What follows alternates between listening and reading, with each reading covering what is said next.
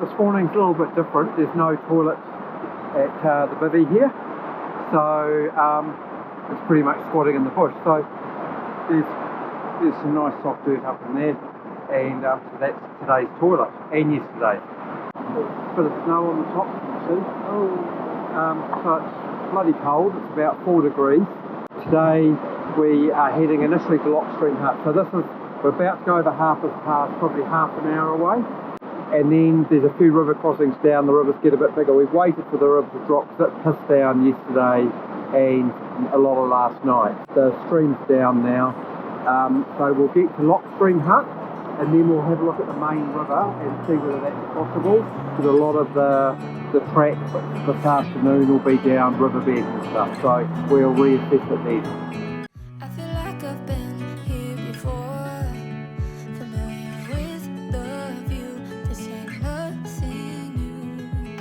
And every time that you walk through the door, I'm hit by the same old tide, blinded by the lights, and I'm going through change. Well, we wonder why we're cold. We're just about a quarter of the way, if that, up Harpers Pass. But check out the snow. It's fresh snowfall. Fresh snowfall down there, and a river that we've already crossed twice. And at least the sun's out, but I'm glad we weren't doing this yesterday. Onwards and upwards. So we're just getting near the top of Harpers Pass, and yes, as you can see, there's plenty of snow up on the tops. Sorry about the wind noise. I thought I was going to get away without a gust, but these plants, these Alpine plants, there's some tree dracophyllum there, and there's something else I don't know the name of it, but now that we've filmed it, I'm going to find it. And then the bush has completely changed, but it's just absolutely delightful. So yeah, quite a bit of snow down on the pass, well below the pass. Nice river scene. We're getting close to the top of the pass, and here comes Clare. And the pass is up that way.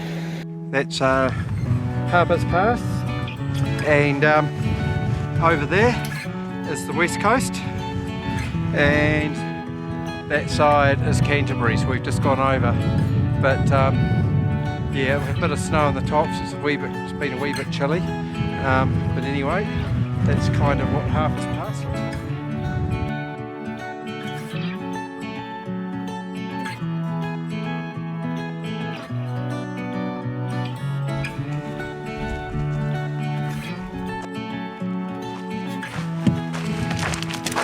A bit of a view of the pass. So yeah, it's the west coast. But yeah, the bush, I love the bush up here. It's the dracophyllum and hebes, and I'm not sure what that one is, but it's interesting. Steel posts with orange markers, which is a good sign. Not a lot of that species here, but they happen to appear every 100 metres or so.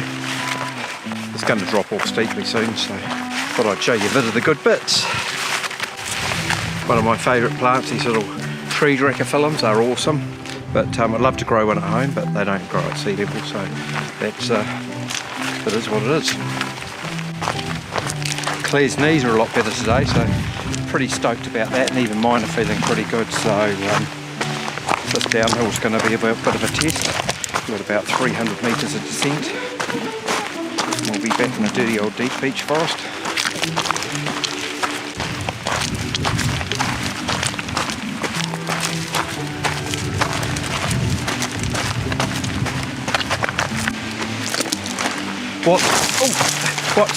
What song's on the menu today?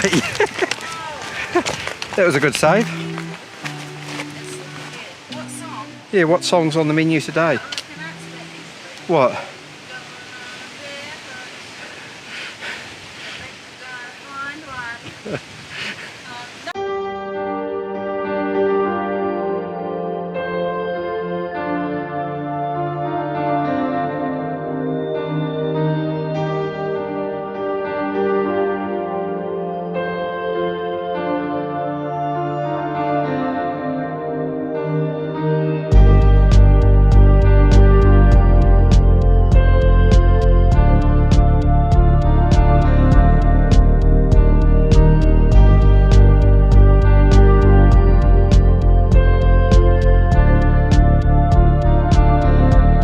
across the swing bridge. There's something funny happened with my knee, like it keeps popping out of its socket, or there's this kind of fleshy bit that shoots out the side from underneath my kneecap, and it's quite painful when it happens. It's actually, the knee doesn't hurt, but it's a certain mechanical movement. So I don't know where we go from here, but I've strapped it, and let's hope it hangs in, but it might be trail over for me, I think.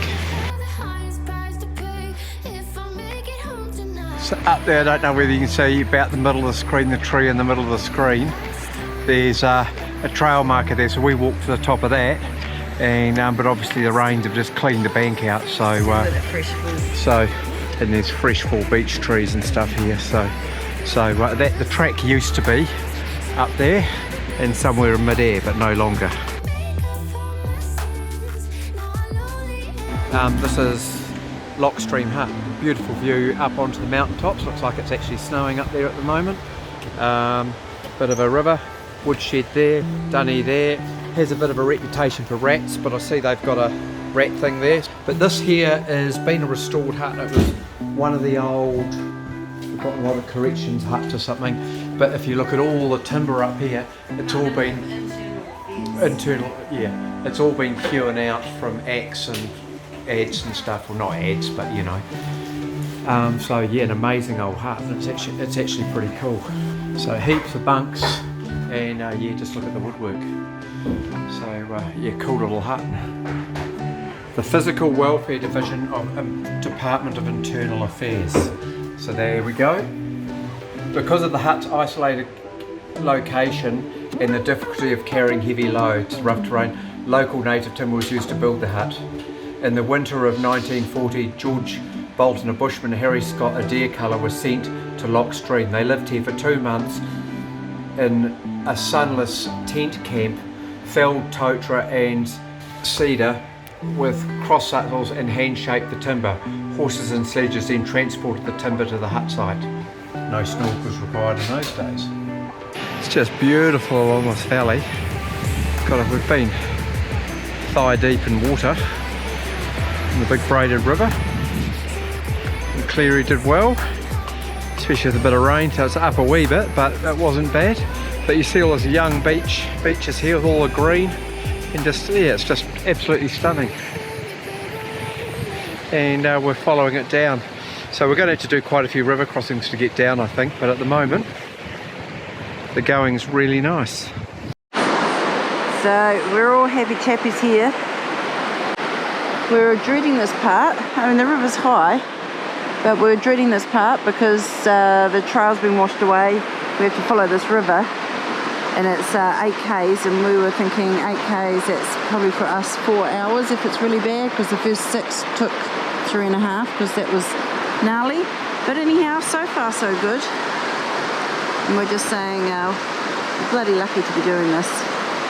Also, Kev put his knee out earlier this morning, and we were pretty concerned about that, but we strapped it up, and seems to be working okay, so fingers crossed.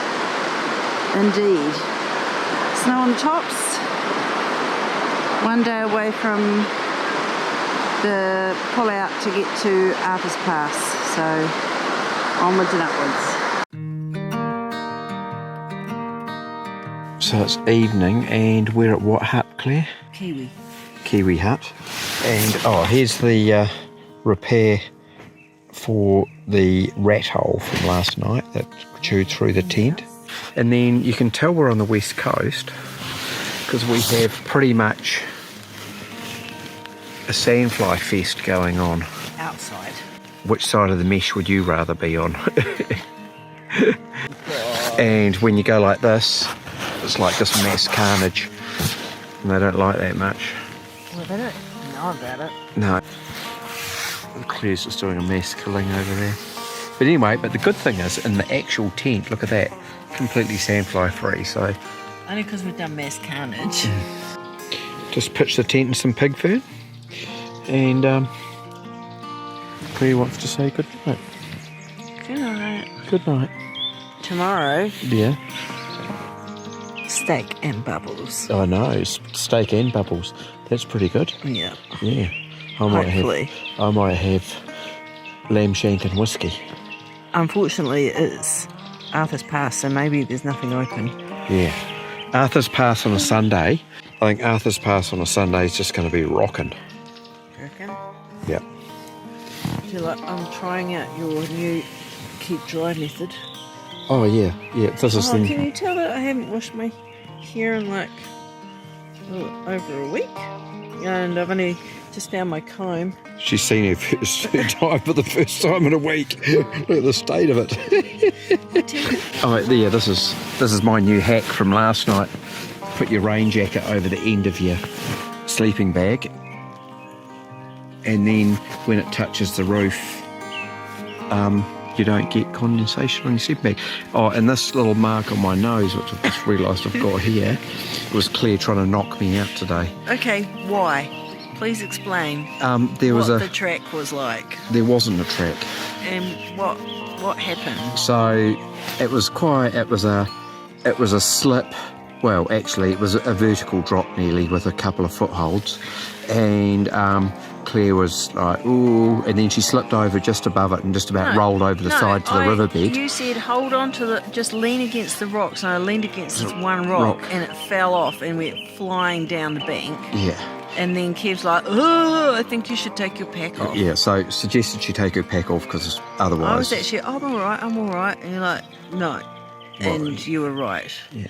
So anyway, so she took her pack off. And slipped it down the bank. And slipped it down to me, and it did a flip. And one of the front packs snotted me right on the friggin' nose. So I was like seeing stars and trying to prepare to catch Clare off this cliff. It was a bit of a trip between Harper Bivvy and Harpers Pass Bivvy and what's the other place we stopped at lunch? Oh, something, I don't know. Anyhow, the next one. A hut. There were lots and lots of quite major slips. And we were more nervous about the next part because we were told there wasn't much track, but in actual fact the difficult part was between Lockheed Stream Hut. There's been a bit of storm damage, and the track was a wee bit non-existent in places. I love Kev's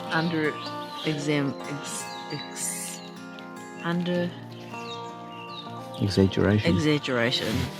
Kev's knee also popped out. But look, it's still here. Yeah. Somewhere there. Not sure for how long. Yeah, well, no, we'll have to check that out. Someone but anyway. Limping into town tomorrow, and we'll try and contact her.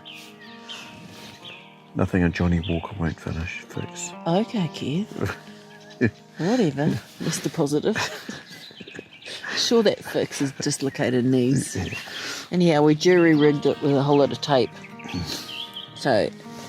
the irony is... It's good stuff, that duct tape from the $2 shop, eh? The irony is...